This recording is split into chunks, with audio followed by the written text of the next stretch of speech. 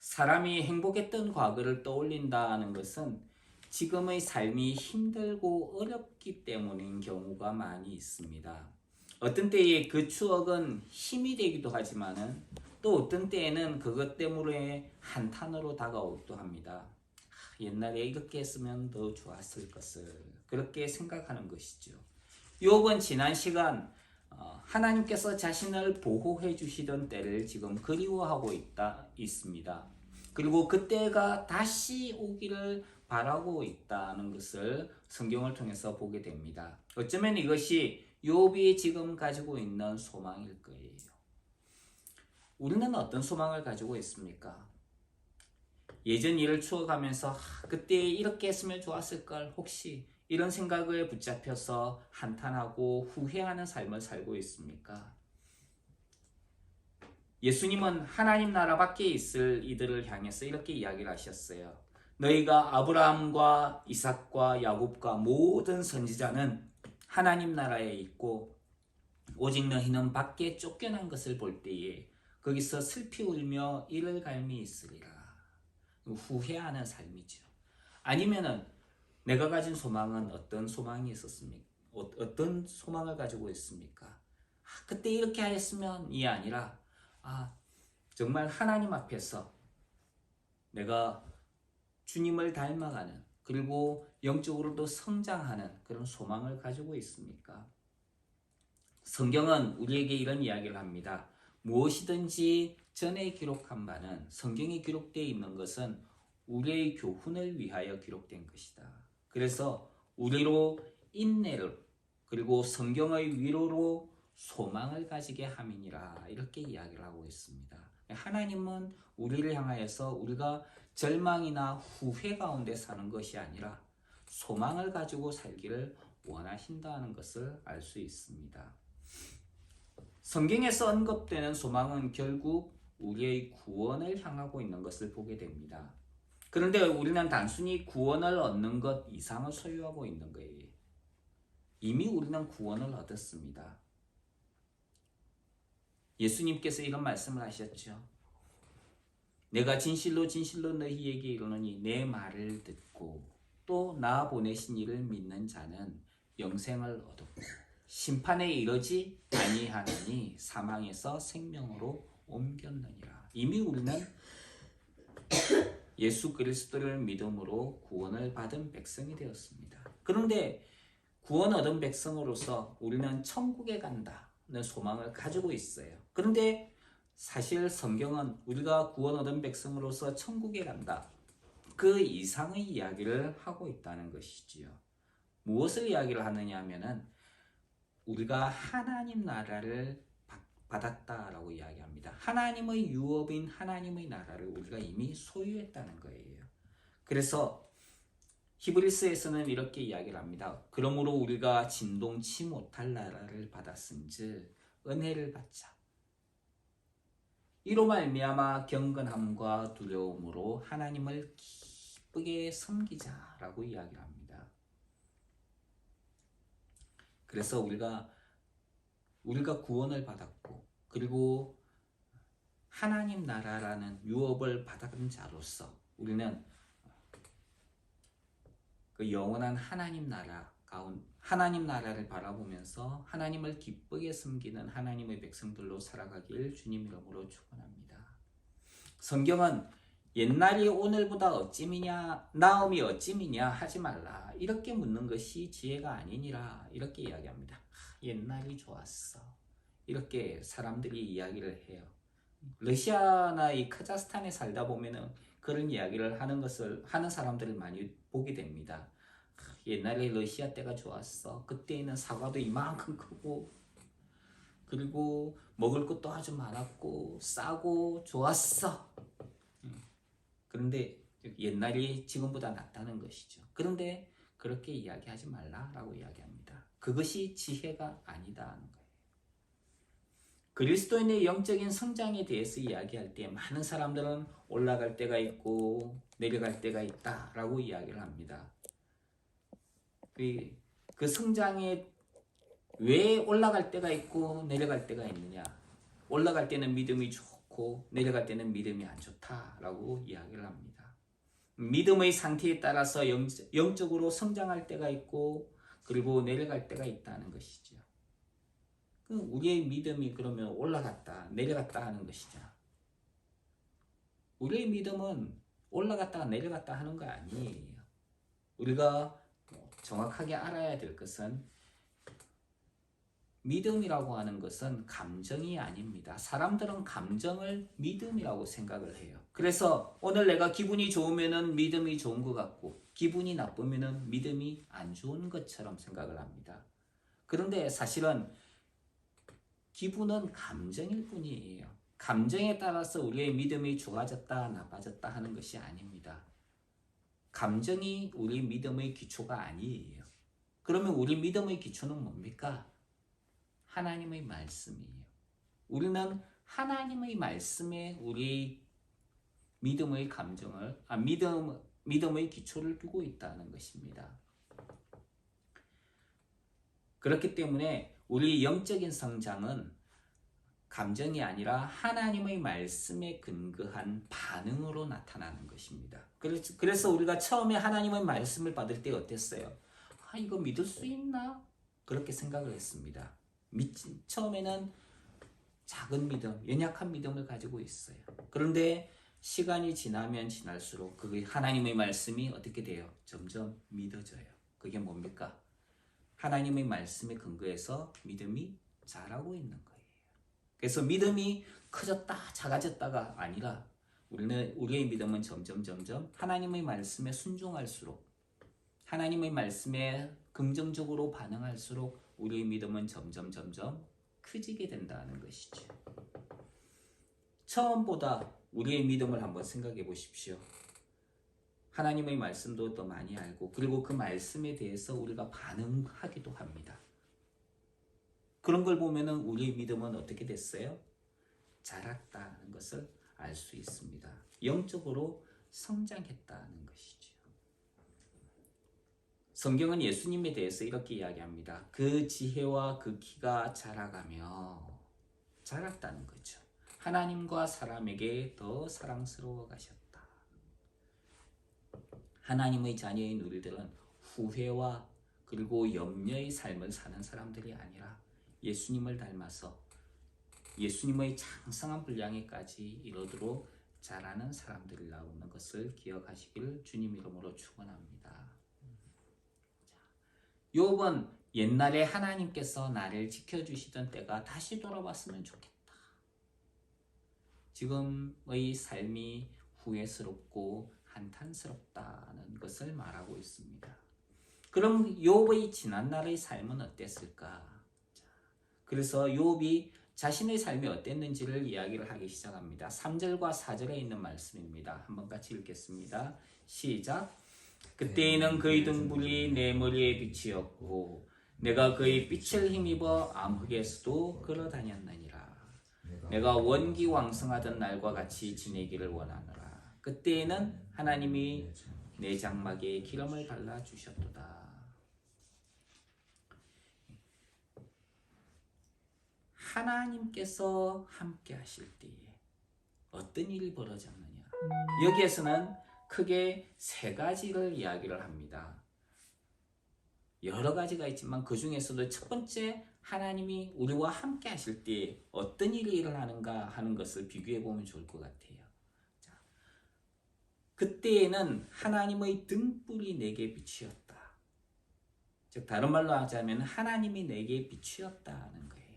그런데 온전히 비춘 것이 아니라 하나님의 등불이 비추었다는 것은 조그마한 빛이 비춘 것을 이야기를 합니다. 어두움 가운데서 등불과 같은 것이 딱 나타나면 온 세상이 환해지잖아요. 마찬가지로 우리의 인생이 어두움 가운데 있었는데 하나님께서 조금의 등불을 비춰주신 거예요. 그럼에도 은혜를 크게 받은 욥의 모습을 볼 수가 있습니다. 그 빛 때문에 하나님께서 조금 우리에게 빛을 비춰주셨는데도 어두운 가운데서 걸어다닐 수 있는 힘이 생겼다는 거예요.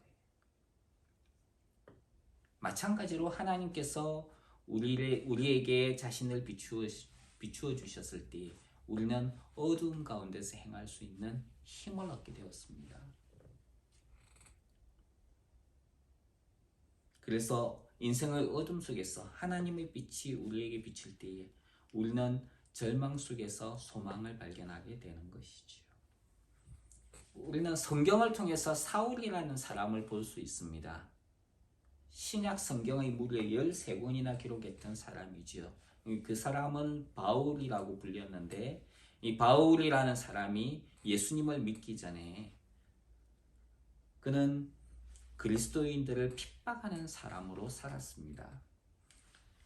심지어 예수님을 믿는 사람들을 죽이려고 예루살렘으로 잡아오려고 다메섹으로 향했을 때에 그런 열정을 가진 사람이었어요. 그래서 다메섹으로 가고 있을 때에 하나님은 그에게 자신의 빛을 비추어 주셨습니다.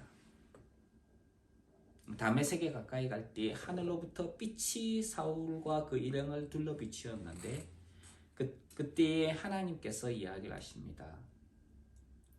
사울아 사울아 네가 어찌하여 나를 핍박하느냐. 가시체를 뒷발질하기가 내게 고생이니라.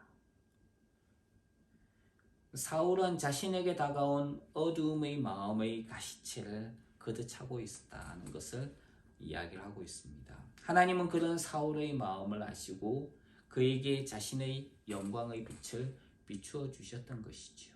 그러자 사울에게 있던 그 어두움은 사라지고 그는 하나님의 진리를 알게 되었고 그리고 그 진리를 전하기 위해서 아시아와 유럽을 복음을 전하면서 다니는 사람이 되었습니다.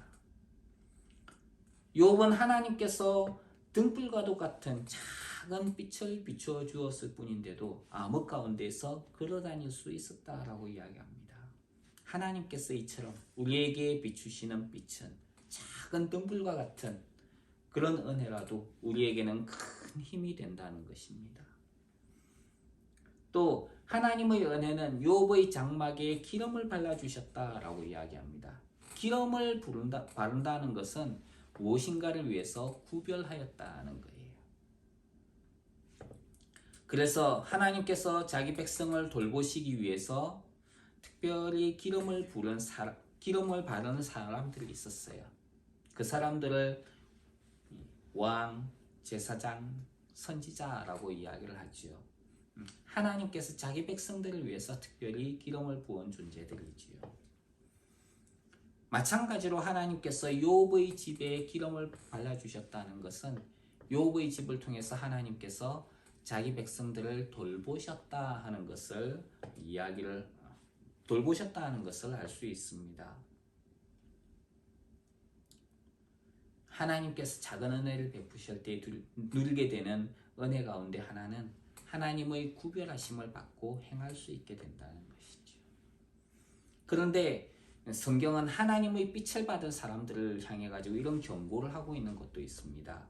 한번 비침을 얻고 하늘의 은사를 맛보고 성령에 참여한 바 되고 하나님의 선한 말씀과 내세의 능력을 맛보고 타락한 자들이 있다는 거예요. 그런 자들은 다시 새롭게 하여 회개케 할 수 없다. 왜냐하면 자기가 하나님의 아들을 다시 십자가에 못 박아 욕을 보이기 때문이다. 이런 일을 행하는 사람들은 하나님의 은혜를 저버린 사람들이지요. 이런 행위는 하나님을 배신하는 행위라고 이야기를 해서 배교라고 부릅니다. 사실 이런 사람들은 처음부터 구원을 받지 않은 사람들이에요. 그래서 이 사람들은 그냥 교회 모임에 와서 놀라운 그런 하나님의 기적들을 보고 놀라워합니다. 하지만은 이 사람들은 처음부터 구원이 없었던 이들이지요. 그래서 성경은 구원받은 백성들을 향해서 이렇게 이야기를 합니다. 우리가 이렇게 이야기하지만 사실 너희는 이보다 더 나은 것과 구원에 가까운 것을 확신한다라고 이야기를 합니다. 하지만 우리가 배교하지 않기 위해서 우리는 깨어 있어야 된다고 성경은 말씀합니다. 5절과 6절 말씀 한번 읽겠습니다. 5절 6절 시작. 그때에는 전능자가 아직도 나와 함께 계셨으며 나의 젊은이들이 나를 둘러 있었으며 저절로 내 발자취를 씻으며 바위가 나를 위하여 기름 시내를 쏟아냈으며. 하나님께서 함께 하실 때에 어떤 일이 벌어지느냐?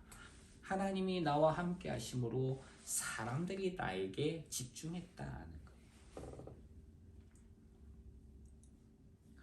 여기에서 젊은이들이 나를 둘러 있었다라고 이야기를 하는데, 여기에서 젊은이라고 되어 있는 말은 개역 한글 성경에 보면은 나의 자녀들이라고 그렇게 번역이 되어 있습니다. 그러니까 하나님께서 함께 계실 때에 내 자녀들이 나와 함께 있었다,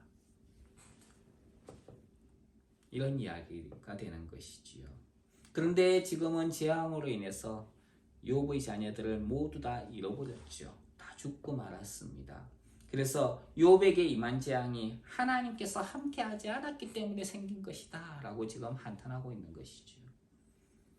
또 저절로 내 발자취를 씻으며 라고 이야기를 했는데, 저지라고 하는 것은 어떤 새끼를 베는 가축이 있다는 것을 이야기를 합니다. 가축이 잘 성장했고 그리고 아주 많은 가축을 소유하고 있었던 것을 알 수 있습니다. 그래서 그 가축이 잘 성장하고 젖을 많이 내어서 욥이 발을 씻을 정도로, 그 귀한 젖을 가지고 발을 씻을 정도로 욥에게 풍성함이 있었다는 것을 이야기를 합니다.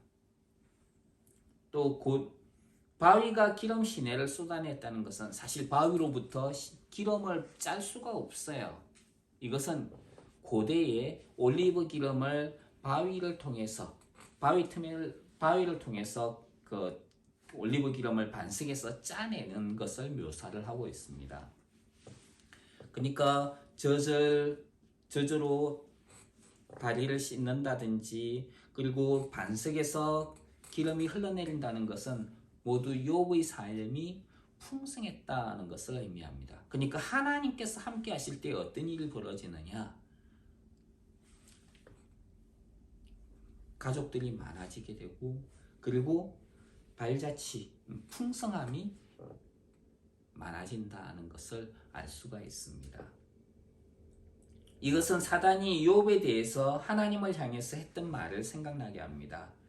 욥이 어찌 까닭없이 하나님을 경외하리까? 주께서 그와 그 집과 그 모든 소유물을 산울로 두르심이 아니니까. 주께서 그에게 복을 주셨기 때문에 욥이 하나님을 경외하는 것입니다. 이렇게 사단이 하나님을 향하여서 욥을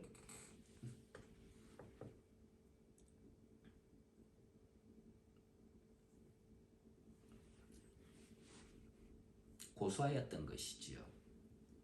이것으로 볼 때 사단의 말이 어느 정도 맞는 것 같아 보입니다. 그런데 사실 하나님께서 욥의 소유를 그렇게 잘 지켜주셨기 때문에 욥이 복을 받은 것은 맞지만은 욥이 하나님을 경외하는 것은 그렇게 하나님이 지켜주셨기 때문은 아니었다는 거예요.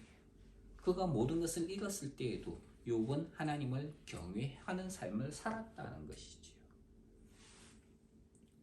과연 주께서 함께 하실 때에 우리는 풍성함을 경험할 수 있습니다. 하지만 하나님 없이도 풍성함을 경험할 수도 있는 것이죠. 이것이 무서운 거예요. 하나님이 없는데 잘 되는 거예요.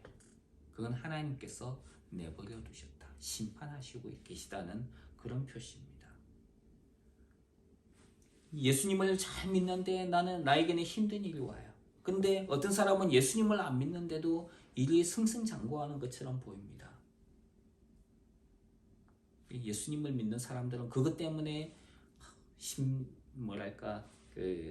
절망에 빠지고 시험에 빠지는 경우가 있습니다. 그런데 그것 때문에 실망하지 마십시오. 왜? 하나님이 없이 좋은 승승장구하는 것은 그들에게는 심판이라는 거예요. 하나님의 심판이 그들에게 임하고 있다는 것입니다. 하나님이 내버려 두시기 때문에 그런 일이 벌어지는 거예요. 하나님의 자녀들에게는 하나님께서 너희를 아들과 같이 징계하신다라고 이야기를 합니다. 하나님과 상관이 없는 것 자체가 사람에게는 재앙이라는 것이죠. 그렇기 때문에 우리가 실망할 필요가 없다는 것입니다. 세상을 바라보고 실망하지 마시고 하나님이 함께 하심으로 하나님께서 나를 버리지 않으셨다. 그것으로 인해서 우리가 기뻐하고 즐거워하는 사람들이 되길 주님 이름으로 축원합니다. 세상의 풍성함이 아니라 하나님의 은혜의 풍성함을 더 사모하는 우리 하나님의 권속들로 살아가길 주님 이름으로 축원합니다. 7절로 10절에 있는 말씀 한번 읽겠습니다. 시작. 그때에는 내가 나가서 성문에 이르기도 하며 내 자리를 거리에 마련하기도 하였느니라. 나를 보고 젊은이들은 숨으며 노인들은 일어나서 서며 유지들은 말을 삼가고 손으로 입을 가리며 지도자들은 말소리를 낮추었으니 그들의 혀가 입천장에 붙었느니라. 하나님께서 함께 하시는 것으로 인해서 또 욥은 사람들로부터 인정받았다는 것을 말합니다. 우리가 하나님과 함께 할 때에 하나님으로부터 그리고 사람들로부터 인정받는 사람들이 된다는 것입니다. 고대의 성문은 사람들이 출입하는 이상의 의미를 가지고 있습니다. 거기에는 성의 장로들 그리고 지도자들이 모여서 성의 대소사를 결정을 했습니다. 그리고 일을 진행시켰어요. 노인과 연장자들이 모여서 젊은이들을 가르치고 또 재판을 하는 곳이기도 했습니다. 그렇기 때문에 욥이 성문에 나아갔다는 것은 성의 지도자였던 것을 알 수 있습니다. 욥은 자신이 등장하는 것만으로도 다른 사람들에게 유익을 주었다라고 이야기를 합니다. 하나님께서 함께 하실 때에 어떤 일이 벌어지느냐? 하나님의 비침을 얻고 삶이 풍성해진다는 거예요. 그리고 사람들로부터 인정을 받는다. 이것이 하나님이 함께 하시는 삶의 이야기합니다. 세상적인 일이 아니라 하나님 앞에서 영적으로 우리의 삶이 하나님의 은혜가 풍성하게 비추어지고 그리고 풍성해지고 사람들로부터 하나님으로부터 인정받는 삶을 살기를 주님 이름으로 축원합니다. 11절 12절 한번 읽겠습니다. 시작. 귀가 들은즉 나를 축복하고 눈이 본즉 나를 정언하였나니 이는 부르짖는 빈민과 도와줄 자 없는 고아를 내가 건졌습니다. 하나님께서 함께하는 사람의 삶은 행복하다는 것을 보게 됩니다. 욥은 가난한 사람과 고아를 건져주고 도와주었다라고 이야기합니다. 그래서 도움을 받은 사람들이 다른 사람에게 욥이 나를 도와줬어 그렇게 인정하고 칭찬했고 사람들도 욥이 정말 잘했구나 그렇게 칭찬했다는 것이죠.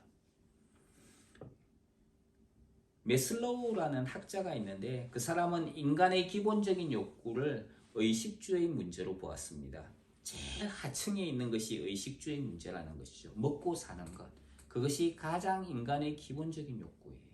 근데 그것이 점점점 위로 올라가면은 그 피라미드 형식으로 올라가게 되는데 제일 위에는 가장 수준이 높은 욕구가 있는데 그것은 다른 사람들을 돌보고 자아를 실현하는 것을 가장 수준이 높은 욕구로 보았습니다. 하나님께서 함께 하시는 것은 이런 가장 메슬로우가 이야기했던 가장 낮은 것부터 가장 수준이 높은 것까지 모두 다 포함하는 것, 다 충족시키는 것을 볼 수 있게 됩니다. 그래서 하나님과 함께하는 것, 이것이 제일 중요하다는 것을 우리가 생각하고 하나님과 함께하는 형통한 삶. 그래서 성경은 하나님과 함께하는 것을 형통하다라고 이야기합니다. 일이 잘 되는 것을 형통하다는 것이 아니라 하나님께서 함께하시는 것을 형통하다라고 이야기를 합니다. 그래서 성공이 아니라 하나님께서 함께 하시고 주님 앞에 순종하는 삶을 살아가는 저와 여러분들의 삶이 되기를 주님 이름으로 축복합니다. 자, 13절 14절 한번 읽겠습니다. 시작. 망하게 된 자도 나를 위하여 복을 빌었으며 과부의 마음이 나로 말미암아 기뻐 노래하였느니라. 내가 의를 옷으로 삼아 입었으며 나의 정의는 겉옷과 모자 같았느니라. 근데 지금부터 욥의 이야기가 점점 이상한 곳으로 빠지기 시작합니다. 하나님 이야기로 시작했던 욥의 이야기는 이제 점점 자신의 행위를 자랑하는 곳으로 나아가기 시작하는 거예요. 망하는 자가 욥을 위해서 복을 빌고 과부가 욥으로 인해서 기뻐하였다. 그만큼 욥이 그들에게 큰 은혜를 베풀었다는 것을 이야기를 알 수 있는 것이지요. 구약 성경에서 고아와 과부를 돌보는 것은 마땅히 의인이 행할 바라고 이야기를 합니다. 그런데 욥은 자신이 행한 것을 자신의 의로 여기기 시작하는 거예요. 의를 옷으로 삼아 입었다. 의가 겉옷과 모자와 같았다. 이런 것은 다른 사람들에게 보여지는 것들을 이야기를 합니다. 다른 사람들에게 비추어지는 자신의 모습을 자랑하고 그것이 자기라고 생각을 하는 거예요. 그것은 잘못된 길로 나아가게 됩니다. 다른 사람들이 나를 어떻게 보느냐가 중요한 것이 아니라 하나님이 나를 어떻게 보시느냐 하는 것이 중요하다는 것이죠. 15절로 18절에 있는 말씀 한번 읽겠습니다. 시작. 나는 맹인의 눈도 되고 다리 저는 사람의 발도 되고 빈궁한 자의 아버지도 되며 내가 모르는 사람의 송사를 돌보아 주었으며 불의한 자의 특별을 부수고 노획한 물건을 그 이새에서 빼내었느니라.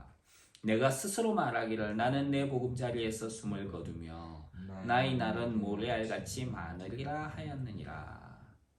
이제 욥에게 하나님은 더 이상 등장하지 않는 것 같아 보여요. 내가 무슨 일을 했는가? 욥이 무슨 일을 했는가? 이것을 더 중요하게 말하기 시작합니다. 맹인에게는 눈과 같은 존재고 다리 저는 사람에게는 발과 같은 존재였다. 모르는 사람을 위해서 재판을 하고 돌보아 주었다. 빈궁한 사람에게는 자식을 돌보는 아버지와 같이 되었다. 이렇게 사람들에게 도움이나 필요한 것이 있다면 욥은 직접 도움을 주었다라고 이야기를 합니다. 이것을 자신의 의로서 주장하고 자랑하기 시작하는 것이지요. 왜 욥이 그런 일을 했는가? 이런 일을 하면은 나에게 평안함이 오고 그리고 내가 오래오래 살 수 있을까 봐 복을 받지 않을까 생각해서 그랬다는 것이죠. 자신에게는 길고 평안한 안식이 기다려야 된다는 것을 그런 소망을 가지고 있었던 것입니다. 욥이 말하는 것들은 의를 행한다면 당연히 누려야 하는 것이어야 합니다. 하지만 의를 행했던 지금, 과거에 의를 행했는데 지금 자신의 삶은 자신의 기대와는 다르게 안식을 누리지도 못하고 그리고 한치 앞날도 모르는 불안함 속에서 살고 있다는 것입니다. 하나님을 위해서 열심히 살았다면 하나님께서 나에게 보상을 해주시는 것이 맞지 않느냐라고 생각합니다. 그건 어떻게 보면 당연한 것이지요. 적어도 자신을 위해 충성하고 헌신한 이들에게 세상적인 복을 받도록 해주는 것이 잘못된 것일 수는 없습니다. 그런데 우리 하나님은 그렇게 하지 않으시는 것을 볼 수 있습니다. 제자들이 예수님을 향해서 우리에게 믿음을 더해 주십시오 라고 이야기를 했어요. 그때에 예수님께서 이런 이야기를 하셨습니다. 너희 중에 누가 밭을 갈든지 양을 친다든지 하는 종이 있어서 밭에서 돌아오면 아이고 고생했어 여기 와서 앉아서 먹어 그렇게 말하는 주인이 있느냐? 그렇지 않다. 도리어 그 종에게 뭐라고 이야기를 하느냐? 내 먹을 것을 예비하고 밥 가져와. 내가 지금 뭐 띠를 좀 외출 준비를 해야 되니까 내가 먹고 마시는 동안에 너는 내가 잘 먹을 수 있게끔 좀 일 좀 해. 그렇게 한다는 것이죠. 그 다음에 먹고 마셔라. 주인이 행한 이후에 너는 먹고 마셔라. 명한 대로 하였다고 종에게 살해하겠느냐? 그것이 아니다. 이와 같이 너희도 명령받은 것을 다 행한 후에 이르기를 우리는 무익한 종이라 우리의 하여야 할 것을 했습니다. 그렇게 이야기하라라고 이야기했어요. 그러니까 내가 하나님 일한다고 떠벌리고 자랑하고 이것이 중요한 것이 아니다. 그것이 아니라 우리는 하나님에게 속한 자로서 마땅히 해야 될 것을 했다. 그걸로 인해서 만족하고 감사하는 삶을 살아라라고 이야기를 합니다. 믿음이 있는 자는 세상의 복을 포기해야 한다는 것을 말하는 것이 아닙니다. 믿음은 어떤 순간에도 하나님의 신실하게 이끄심을 믿고 의지하는 것이라는 것을 기억하시기 바랍니다. 19절 20절 한번 읽겠습니다. 시작. 내 뿌리는 물로 뻗어나가고 이슬이 내 가지에서 밤을 지내고 갈 것이며 내 영광은 내게 새로워지고 내 손에서 화살이 끊이지 않았노라. 욥은 자신을 나무에 비유를 하고 있어요.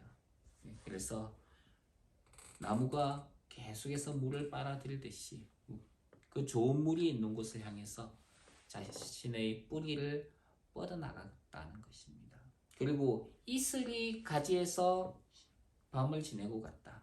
자기 가지에서 이슬이 맺혔다는 거죠. 고대 근동지방에서는 물이 귀했기 때문에 이슬이 마치 비와 같은 역할을 하는 경우가 많았습니다. 욥에게는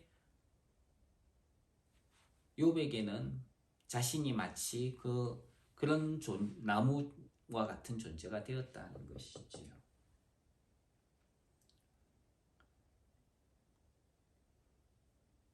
그래서 욥은 다른 이들을 위한 안식처와도 같았고 그리고 안전함이 있었다는 것을 이야기를 합니다.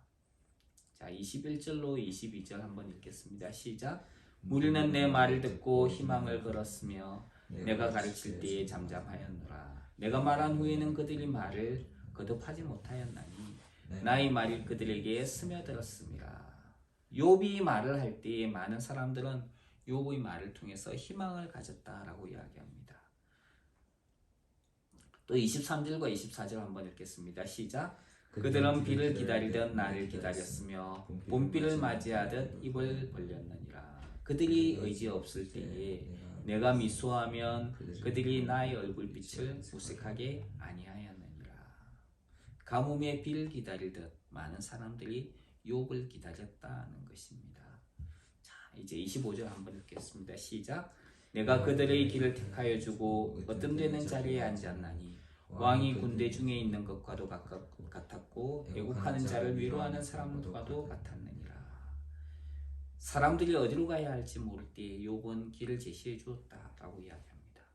올바른 선택을 어떻게 할지 모를 때에 올바른 길을 선택할 수 있도록 도와주었다라고 이야기합니다. 마치 군중 속에 있는 왕과도 같이 백성들에게 도움을 주는 왕과도 같은 그런 역할을 했다는 거예요. 그리고 슬픔에 빠진 사람을 위로하는 사람이었다라고 이야기합니다. 사실 여기에 나와 있는 이야기들을 가만히 읽어보면은 욥이 자신을 자랑하고 있는 이야기 대신에 욥 대신에 하나님을 넣으면 딱 맞아요. 그러니까 욥이 지금 하는 이야기는 하나님께서 받으셔야 할 영광입니다. 그런데 욥이 그 영광을 오히려 자기가 취하고 있는 것을 보게 됩니다. 욥이 지금 뭔가 잘못해 나가고 있다는 것이지요. 성경은 하나님을 아는 자들이 해야 하는 것에 대해서 하나님께 영광과 감사를 해야 한다라고 이야기합니다. 하나님을 드러내는 삶을 살아야 되는데 욥은 자신을 드러내는 삶, 자신이 얼마나 힘들게 살았고 또 얼마나 영광스럽게 했는지, 그리고 하나님을 위해서 어떤 삶을 살았는지 그런 것들을 자랑하고 있다는 것입니다. 하나님께 감사와 영광을 돌리는 것을 예배라고 이야기를 합니다. 욥은 그 예배, 하나님을 향한 예배를 잃어버리고 있는 것을 보게 됩니다. 우리가 하나님을 영화롭게 하는 것, 하나님께서는 그것을 원하고 계십니다. 그런데 우리가 하나님을 영화롭게 할 때에 우리가 가지지 않은 것으로 하나님을 영화롭게 할 수 없어요. 하나님께서 우리에게 주신 것으로 우리는 하나님을 영화롭게 하는 것입니다. 그런데 죄를 짓고 죄를 통해서 얻은 것을 가지고 이거 하나님께 감사헌금 드리면 하나님 좋아하실 거야. 하나님 안 좋아하세요. 그건 욕을 받으시는 거예요. 욥은 하나님께서 받아야 할 영광을 자신이 누리고 있었던 것이죠. 하나님의 것을 하나님께 드림으로 인해서 하나님께서 영광 받으시는 우리의 삶이 되길 바랍니다. 우리는 하나님 앞에